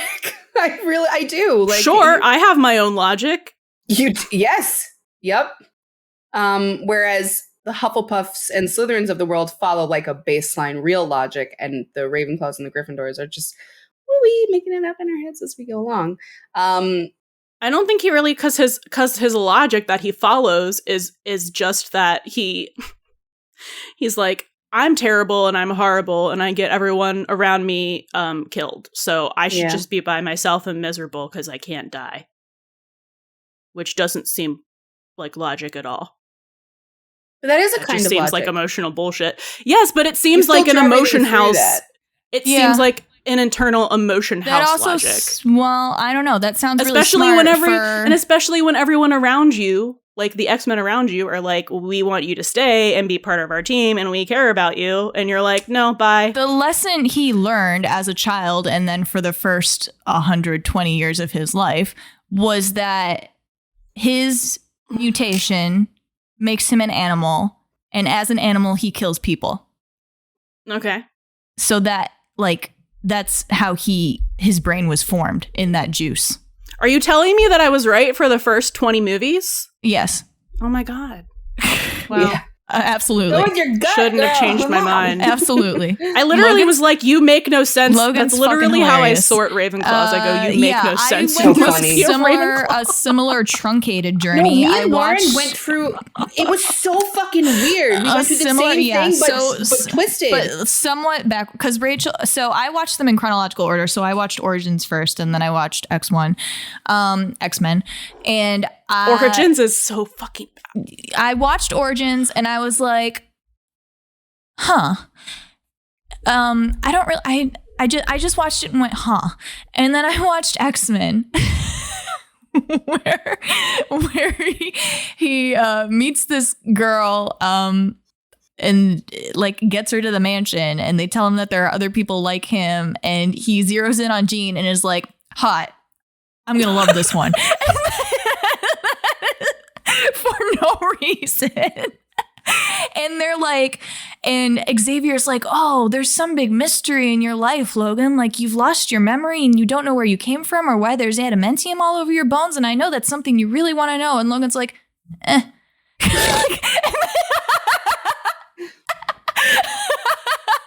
He's like, does it matter now? It already happened. But Rachel watched them because she started with George, who insisted she watch them in release order. So she went X-Men first. And then I was like, you have to watch Origins because you're going to get confused knowing how she is with superheroes and timelines and all that. So she did it backwards, where she came to me during Origins and was like, oh, Ravenclaw. And I was like, it's so funny that we like reached the same. Yeah.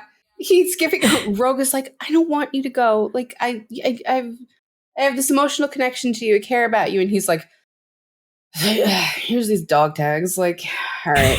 Like, he gives her fucking nothing. He's just like, oh, no, I'll be back for those.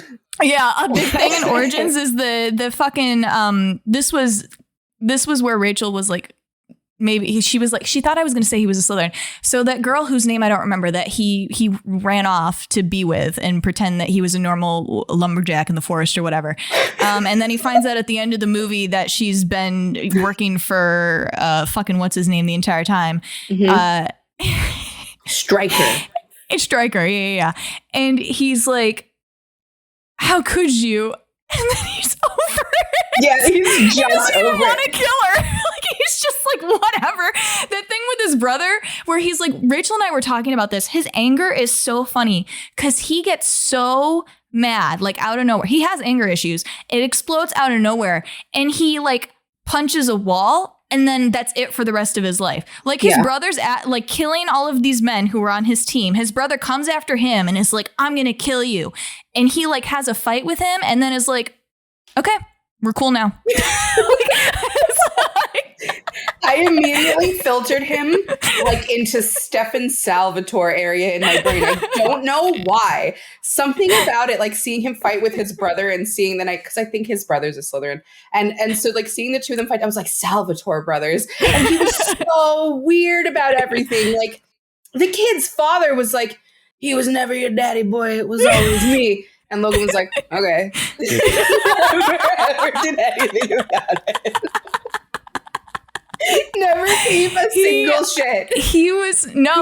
The reason that he left Stryker's team or whatever, he was totally fine murdering people, like all this shit. And then Stryker was like, and then Stryker started going after like these innocent townspeople for the adamantium or whatever. And then Logan was like, this isn't cool. And Stryker was like, well, if you don't like it, you can walk away. And Logan was like, okay, doesn't do anything to save the people. He's just like, okay.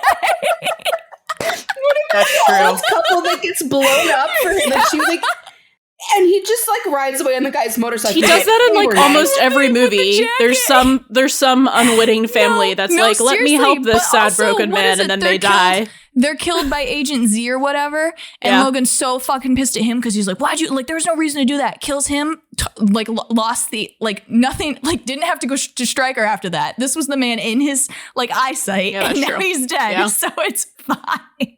Mm-hmm. I can see the mentor Ravenclaw come out in him with kids. We've had great examples. Obi-Wan Kenobi, Clint does it with Kate. Like we've had great, and they usually have Ravenclaw or Slytherin mentees. I didn't think too much about Rogue, but I refuse to refer to this person as Rogue. I think one of the worst fucking adaptations of a superhero literally ever.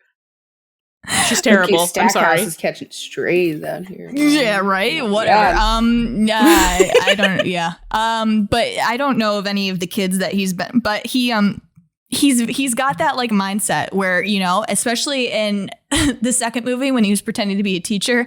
Rachel and I fucking love this scene where he takes them all to Bobby's house so Bobby can tell his parents that they're mutants or whatever, and he gets shot in the head, so he's out of it. And Pyro goes fucking apeshit on all the police cars. So Logan wakes up to the fucking house falling down and like a million burnt cops in front of him. And he looks at all the kids and is like, let's go. Like, I don't give a shit. I don't give a shit about what happened here. It's making me cry. Oh, he's so funny. The thing with Jean pushed me to it the most. I know there's precedents, really good precedents in the comics for their, like, there's actual build up to their relationship, and it's somewhat of a polycule with Scott or whatever. He literally shows up and is like, hi, I'm, yeah. And then he immediately turns that into I love you for some reason. I'm feeling something in my chest. It must be true so love. It must be love, yeah. And then his whole hang up when she dies, which is not his fault at all, but that's his whole hang up on it in the Wolverine, where he meets, I forget her name, not Yukio, but the girl that he has a thing with. Yeah, I forget her name too. Yeah, but I was watching them the whole time, and his like hang up and depression about Jean is like so weird and like doesn't come out right and like silent. And this girl talks to him and is like, it was like the very definition of freak matching freak. She was just like, I was like, you're so weird. Like you found the one person.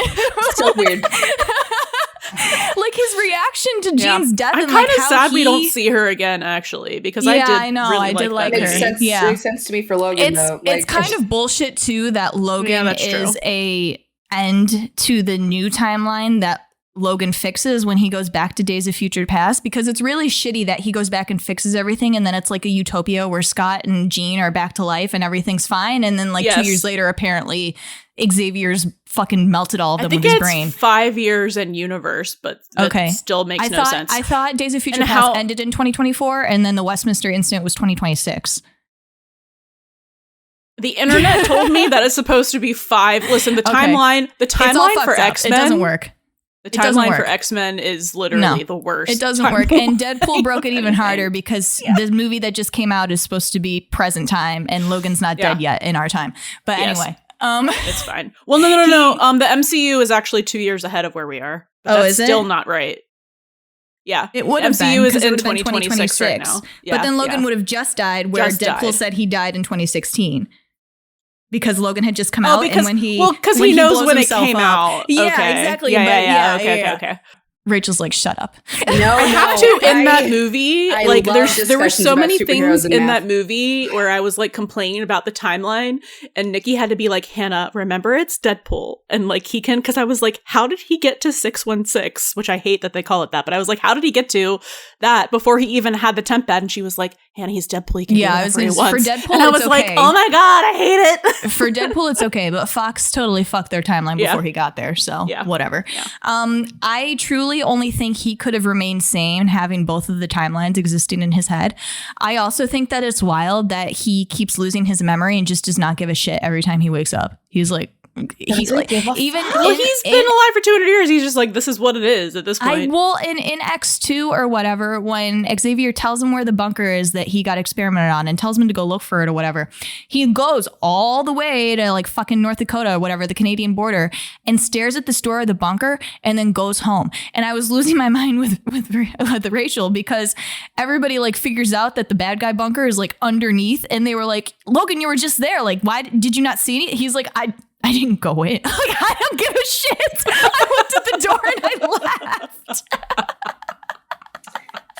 Every Ravenclaw that I actually know in real life, Wolverine's their favorite. And they can't tell me why. They can't tell me why. They just love him.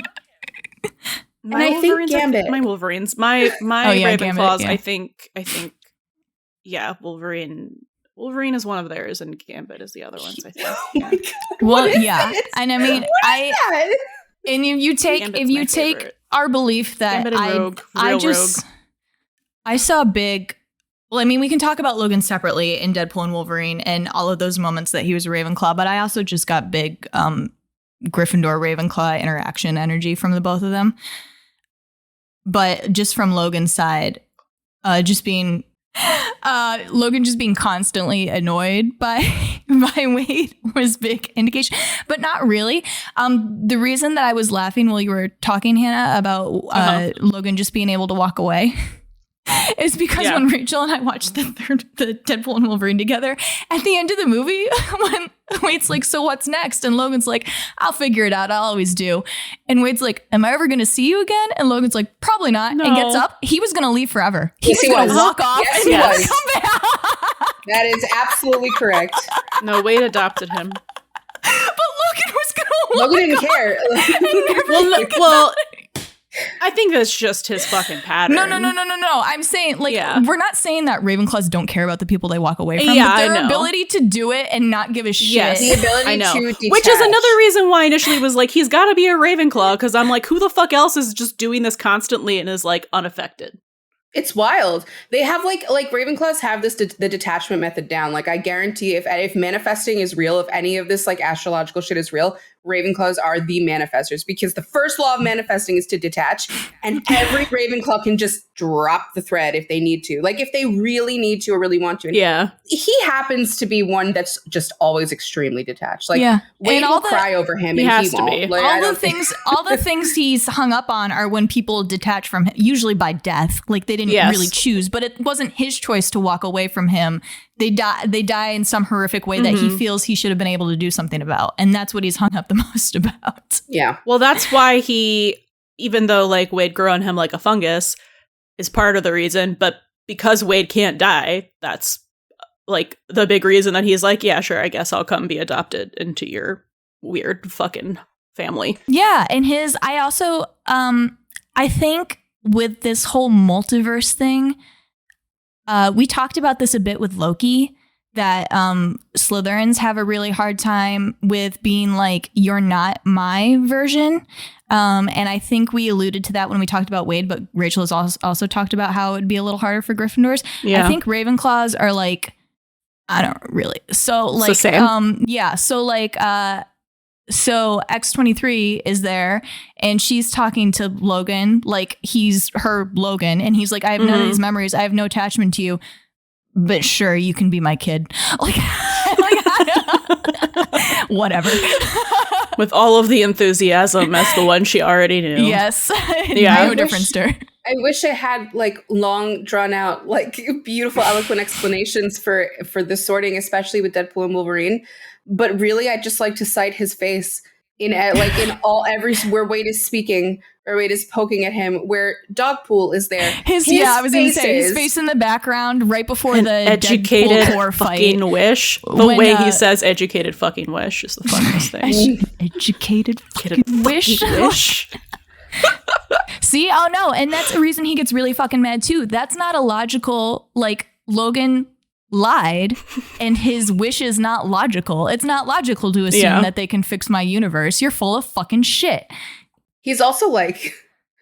Also the way... Is he like unaware of the effect that he has on people when his titties are out? Like, I don't... So that's hugely Ravenclaw to me. Yes. It's like, you fucking slut. Put Also your shirt the back fact on. that like his whole thing was that... So the whole, send off that they say is the send off for Logan 2 is him realizing that I am the X-Men. I think just feels very Ravenclaw to me. I don't know if we ever articulated what his system is and if I even could. I know that he goes by something. He's very consistent. He's going by something. I think maybe it's only justice. he could ever tell us. I really think it's justice, and everything that entitles, which is freedom, autonomy. Like your right to like exist. That shit's Like, so important to Ravenclaws, the freedom, autonomy. Yeah. But it doesn't even really have to be a system that's like built into them. He's got a real like hang up too about like being able to like let go in his like animal side and not being seen as only an animal, which just speaks Ravenclaw to me. Like, don't look at me like a dumb beast. Like, I can do all this and know what I'm doing or whatever. But like the whole climax for Wolverine, what they're telling us is him realizing I am the X-Man, which felt like extremely Ravenclaw to me. I don't know. Yeah, I think it has something to do with fighting too. Like physical fighting, I think is something in him, because it's so prevalent in everything all the time, but it's also like the way that he acts after he fights. Does and his how he system just punch it in the drops face? Like, I don't know if the system is fighting for justice, fighting for himself, if it's fighting at all, but there's something there. That was my problem, is that I couldn't be like, what the fuck is his system? Yeah. I think it's something very unique to Logan. But I think a huge clue is his fucking the Wolverine. This fucking man that he saved from a nuclear bomb is coming to kill him. and is being so, I would be so fucking mad. I would be incensed. And Logan is just like, cut it out. He's like, this isn't cool, man. Like the guy invites him there, assuming that Logan wants to die. And this speaks Ravenclaw to me too, that Logan is like, Jean has just died. He's really depressed and he's removed himself from the X-Men. And the way the movie is structured, you're like, he should want to say yes, right? Mm-hmm. Wade would in that situation. You're like, he would want to say yes. And he's like, the movie points to it and his mannerisms point to it. But then when it comes down to it, he says no. And the way that he articulates it is that he doesn't want to put this burden on anybody else. But I also think Logan doesn't want to die. Actually die. Like for real, you know? Yeah. He has all the core instincts. Pieces of a Ravenclaw. It's just dissecting what explicitly motivates him in every film. And it's difficult. The same way that like Lauren was talking about Wade being difficult because of the mental illness. It's difficult with Logan because he's been reset. And he doesn't really care about being reset. And he's got two timelines living in his brain. It's hard. Fucking traumatized and broken, so. Yeah, they're tricky characters. Both of them are but tricky. He doesn't even know why sometimes. Yeah. Like that stuff doesn't leave you when your memories do, but it affects your motivations and mannerisms on some like deep psychological level. Yeah. So he may, if you were to tell like Logan, he wouldn't give a shit. But if you were to tell him he was a Ravenclaw, he wouldn't know why either. He really wouldn't know why. Like, this is what I am, bub. Like, I don't know. I guess. Okay. Yeah, but the movie to me, like me and George were just laughing the whole time. Cause like, in our opinion, it was like Ravenclaw, Gryffindor extraordinaire. Like it was ridiculous. It was completely ridiculous. But that's where we landed. It's where I landed. TJ is going to be so sad. But Ravenclaws are so cool. Arguably the they coolest are. House. He wants to be one so bad. Aww. Yeah, Rachel, that whole thing, the whole fucking Logan speech yelling at him for being stupid and then Wade going gubernatorial. I was like, that's Rachel and George. Like, it is. Yes, it is. Yeah. Gets loud here. Oh my god! Don't tell me that. Don't tell me say one more fucking word. Don't do that to me. You're baiting me. I will. And you know you're gonna get another word. You know it's gonna be silly. I feel such a kinship with Wade Wilson. I feel such a kinship. Like if I had to pick a favorite superhero now, it will be him. And I know he's not a superhero; he's an anti-hero, but he's my favorite. I love it. It's a done deal. He's my favorite. In the superhero genre. It's fine. Love him. He saved the world. He's a superhero now. He has the best 3 movies. He has the best attitude. He has the best suit. He has the best voice. He has the best jokes. He has the best everything. He's the best. He's the best. Sorry. I fell in love. So sorry. Good. I'm not upset. Yes, I know. I'm not upset either. So. I'm always excited when people get invested in him. He's fantastic. Like Syl got really invested in him because she was invested in like Logan from the movie Logan. Like she got invested and then that kind of died down with other stuff. And then when this came out, she was like, oh my God, it is reawakened. Like, and also I love thing Wade now. Like, yeah, that's also like, that's something that's like hard. Yeah, that's something that's always hard. Like that's like watching that again. Like why is Logan sticking with Xavier? And it's so Logan cares a lot about Charles. And like what he thinks about him and it's that I think it's that authority thing with Charles. Yes, and it's something it's something that he masks so well too, which I think is the Ravenclaw aspect of him that you would never be like in Deadpool and Wolverine when he's like, I always wanted to be the man Charles thought I could be. I'm like, where is this coming from? But it's like it's there always. Lick the boot. Yeah. Licking the boot. Yep. Well, and he said, well, this was obvious. From the previous movies is him like talking about how like he would always like the team begged him to wear the uniform and he would say you guys look ridiculous and he would act the way he acted because he couldn't let them know that he actually wanted to be there. And I was like, well, that was obvious to me watching the other movies. Like you couldn't let them know that you wanted to be there because then when you fucked off they would come after you, I think, if they didn't. Because I think they don't think he actually wants to be there. So when he fucks off, they're just like, whatever.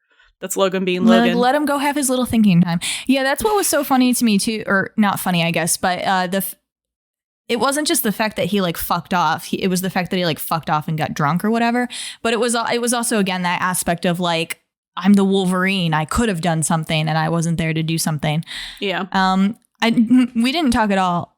We're almost at 2 hours, but I just think the entirety of Days of Future Past and the fact that Logan is like the hero of that movie is fucking hilarious, because watching him go back to get in between Eric and Charles' like gay love spat or whatever, and him just absolutely not having it is fucking hilarious.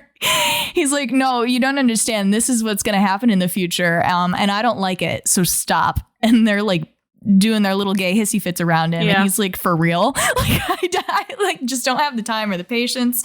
You see that in his one scene that they got him for in the first X-Men reboot movie where they are building the team. They show up at the bar and he goes, fuck off. Fuck off. Mm-hmm. As if it wasn't bad enough that he had to watch fucking Magneto and Professor X in present time, he had to go back and see it be even worse. It's like, wow, this is when you guys had libidos and working dicks. This is crazy. It's like, wow, the sexual tension is even more disgusting. I hate it here. I love that he's a Ravenclaw. I was extremely delighted by this. Had never thought about it before. The last time I watched the X-Men movies, I was like in high school. We always focused on Charles. It made me, and when I watched them in high school, the only lasting impression I had is that I was incensed at the Jean Logan thing, because I didn't understand it from Logan's end, and from Jean's end, I was like, "What the fuck are you doing? Like, that's awful to do to Scott. That's mean." Like, I was just mad about it. Watching these movies, I was delighted that Logan's a Ravenclaw. Finally understood it from Logan's end. Don't know what Jean was doing still. Can't look too hard at the plot. And I love him even more now. No, you can't. None of those characters were really written well, except for Eric, Charles, and Logan. It's who you're meant to focus on, yeah. I guess. Yeah. I guess Scott, too, because he is kind of just an annoying little cop in every universe. But, yeah. I love their weird whatever situationship they have going on until he dies. Good for them. Because Jean hugged him. Well, I'm happy that we could agree on Logan. That's nice. I was not as invested in this one because I just came up with it. And it validates my original opinion. And I kept saying... You just had to stop second guessing yourself. Well, and I kept... Because I was rewatching these with my Marvel friends. And I kept saying, I'm pretty sure he's a Ravenclaw. It's a system, like, trying to get their opinions. And they were like, I don't know if he's a Ravenclaw. And I was like, well, then what is he? And they were like, I don't know. So then I kept... Because I was not confident in it. I know that Rachel and I are like Ravenclaws have systems. And I know that like logically we should be able to articulate that system to tell you why they're a Ravenclaw. But sometimes things just are. And it is what it is. Yeah. Vibe. And sometimes maybe I can't subscribe a word to the system, but I can tell you that he is following a system and that he will not be moved from it. He's not going to. Yeah. He's not changing. I don't remember what character it was one of the last times that was on here, but I was like, he's a Gryffindor because vibes. Rachel does that all the time. I don't think I had any reasons until you guys started talking, and then I was like, okay, and I can come up with Was he a Gryffindor? Who? I don't know, whoever you thought had the vibes. Yeah. Oh, okay, there you go. Yeah. I've only been wrong one time. Like, we only disagreed one time, and it wasn't, it was a fucking... Oh my god. It was Spider-Man. Remember when you thought you were Andrew Garfield was it Harry Osborn? You were wrong about that one. Yes, it was Harry Osborn. What'd you say, Rachel? Remember when Hannah thought she was a Slytherin? Oh, yeah. And I thought I was a Ravenclaw? Remember when you thought you were a Ravenclaw? So I think funny. that's funnier. It's not. At least I think I was closer. Dude, mine was based off of my name, not any of my personality traits. It's the most fucking Gryffindor thing you could have done. My clown blood very immediately. This is a pun, so that's what I am. The Hufflepuff bitches loved it. They loved it. They loved my pun. Of course they did. Would you know what her Twitter username was when I met her? It was REY_Vinclaw. RAY, yeah. Oh, it was RAY? Okay, it was, yeah. And you went, this Right. one. Yeah. This one will be my best friend. Well, I don't think I ever even told her she was wrong about it. I think she just stopped pretending like she thought she was a Ravenclaw. I didn't go around You telling didn't anybody tell I me- was one either. That was just my username, and I was like, I can No. go there. We were friends for many years before you told me I was wrong about Yeah, myself. because I'm not going to tell people they're wrong about themselves. Like, that's kind of like rude. It is. But It's mean. yeah, I think I told you at it, like we'd been friends long enough that, and I think I approached it in a way where I was like, I always felt you were kind of like this. And then I let you sit on that for a couple of years. I think we were talking about Steve and Tony. No, we were talking about Misha. I remember this quite clearly. We were in the parking lot of a con, getting into your car, and we were talking about how Misha was a Ravenclaw, but some people thought he was a Slytherin. And then we got into the subject of people who thought they were Slytherins. And then I poked that with you, and then I just let you sit in it for a few years. For a few years? I have no recollection of this conversation. You're like, I'm just going to plant this in your Was the brain. nexus point in your life, I remember. Okay. Well, then the next time we talked about it that I actually remember is when we were discussing Steve and Tony. And I said, and I forget. It was like in a reply on Twitter, and you said something about, I don't like to tell people who they are, something, implying I was a Gryffindor. And I was like, I'll say I'm a Gryffindor when you admit that Steve Rogers is one. And then it was a whole 2-day What an upsetting discussion. thing for you to say. Yeah. That's fine. I have seen the light. It's fine. I actually didn't want to put myself in Gryffindor because I thought I wasn't cool enough. Now I know I am. So the way that life just works out, you know? I didn't put myself there because I was like, I'm not a frat boy. Welcome. That's fair, man. Welcome. That's fair. Said it It's before, in but you all those somewhere. all Dig those- deep. all those arbitrary quizzes wanted me in Gryffindor. They put me in Slytherin. I put So me I in went- Hufflepuff. Goodbye.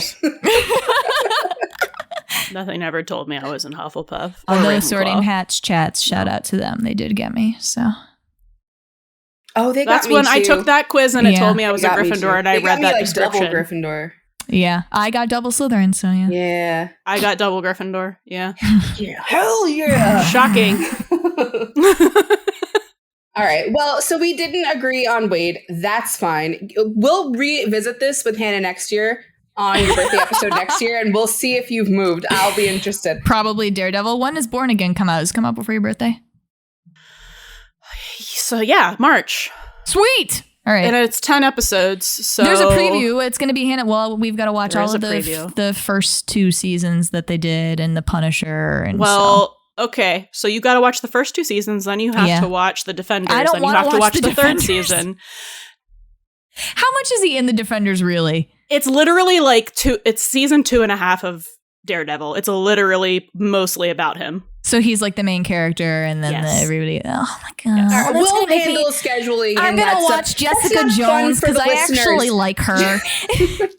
Jessica Jones. I didn't watch Iron Fist. I refuse to. I'm not gonna watch that, but I But what's actually like funny Jessica is Jones. that everyone fucking hates him on that team. It's hilarious. Oh no! I did Luke Cage have his own show or no? Was Yes, Defenders which I his still part? He haven't didn't? watched. I want to at some point because I He's do on- like him. Hannah, you might like Jessica Jones. David Tennant's the bad guy.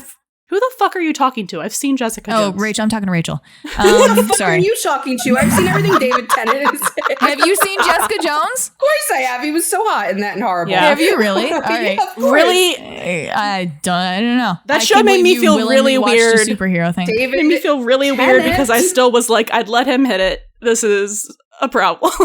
It's real bad. Have you watched everything Matt Smith is in? No. Yeah, I was gonna say I don't think you've watched The Crown. No. Um, No. Oh no, I Anyway. have watched The Crown. I haven't watched Have him you? in something. Yeah. Oh, so maybe I Okay. have. I'm thinking of the show where Billy Rose's actress is a call girl, and he's on that. I Oh. never watched that. okay. So I don't know if Anyway. I've watched everything, but I've watched the big things that they're in. So like Jessica Right. Jones, hell yeah, I was gonna watch. I'm I just love letting my you guys know doctors. now that I have had these Daredevil characters sorted for a while. So Wow. I will fight. I will fight you if you Alright. disagree. I got to rewatch. I I got up to basically right when Frank got introduced, so I'm just going to restart it. So you quit right when it got gay? I didn't quit. I just I had to watch something else for this probably, and then I just never went back because I knew I'd have to watch it again. Anyway, look forward to that next July. Next episode is Rachel's birthday. And instead of Stranger Things, as she was yelling about earlier, we're going to do From, which is a show on MGM Plus, and it's awesome, and it's one of the best shows that I've ever seen in my life, and I love it. I love it. I love it. I love it. Self-inflicted torture on me as a horror show with extreme body horror. But okay, there's like 2 episodes with bad horror stuff. I don't like the way the monsters look. They scare me. So when their faces pop out of the humans, I'm like, oh no. Anyway, we'll be doing that. Pretty excited about that because I've met one of the actors who's been on it, and I know the other one pretty well. One of them was on TVD for a season, and one of them was on OUAT for a couple seasons. They are brilliant. Every actor on the show is brilliant, and I love it. And I can talk about it forever. Very excited. And I will. To talk about it. And that's our next episode. And then September is going to be movie month for us again. Although instead of back to school movies, Rachel and I are doing whatever the fuck we want. So we're going to do a Fall Guy because it's the best movie I've seen ever. It's my favorite comfort movie now. I can literally put it on and watch it at any time. And we're going to do, what's it called, Rachel? Anne Hathaway? In the Harry Styles movie. And it's a good the idea of you. Yeah. All right. I haven't seen that yet. I guess I'll have to. We haven't either. We saved it for this. So that's what's coming up. Thank you for listening. Happy birthday, Hannah. Thank you. Oh, can I plug my podcast? You what? I have one now. Can I plug my podcast? Yeah, absolutely. I have one now. Go. So if you guys like 911, unlike Rachel and Lauren. Whoa. That show's been featured 3 times on this show. I know, but you guys don't like it. Anyway, if you like 911, my friends, Sil and other Rachel and I have a show called The Buddy System, and you can find us on all podcast streaming platforms and YouTube and social media at Buddy System Pod. Woo! Yay! Finally got done with season 1. We did it. Also, as everybody knows, Hannah edits every single one of our episodes and produces them. And now she has an official producer company. It's got a name. So you can plug the name. I do. Nerd Virgin Media. Yay! Amazing. And I have a bachelor's degree in media production. Maximum effort. Yeah, if that wasn't taken already, it'd be great. Fucking Ryan Reynolds stealing lines from his movie. I know. How dare him. Who is he? Jensen Ackles? Anyway. Anyway, hope you enjoyed. We'll be back 2 weeks from now. This is definitely going to be posted on Tuesdays, guys. I'm back in the swing of things after our hiatus. So if you're hearing this on Wednesday, you're a goddamn liar. Anyway, bye. Bye. Bye. Thank you for listening to Sort of Brilliant. If our sorting choices inspired any rage or excitement, we'd love to hear from you. We're open to feedback, suggestions for characters to sort, and solid counter-arguments with citations. Never forget your citations. You can find us hanging out on Twitter and Instagram at SOB_pod or shoot us an email at sortofbrilliant@gmail.com. And since we're not above begging, please rate and subscribe to Sort of Brilliant on Apple Podcasts, Spotify, and wherever else you listen to podcasts. Please share our posts on social media, and if you're a Gryffindor, maybe you'll inspire sorting fights among your own friend group. The theme music is Hot Shot by Scott Holmes. Can't wait to sort with you again next time. Bye!